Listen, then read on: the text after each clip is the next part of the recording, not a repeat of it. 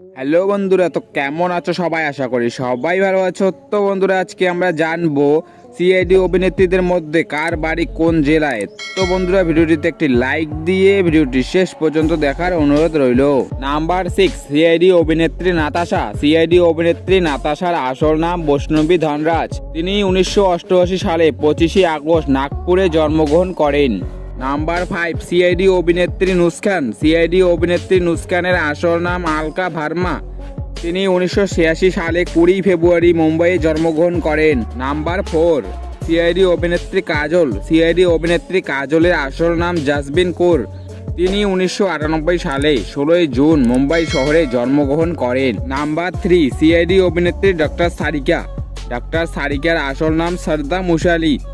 তিনি 1984 সালে 7 জানুয়ারি আহমেদাবাদে জন্মগ্রহণ করেন। নাম্বার 2, সিআইডি অভিনেত্রী শ্রেয়া।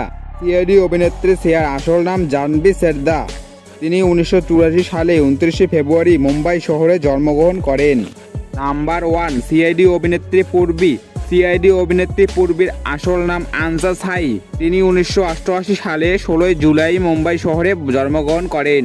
তো বন্ধুরা, সিআইডি তোমাদের কেমন লাগে তা কমেন্ট বক্সে এসে জানাবে। তো বন্ধুরা, এই ছিল আজকের ভিডিওটি ভালো লাগলে ভিডিওটিতে একটি লাইক দিয়ে চ্যানেলটি সাবস্ক্রাইব করে পাশে থাকবেন। দেখা হচ্ছে পরের ভিডিওয়। ভালো থাকবেন, সুস্থ থাকবেন, ধন্যবাদ।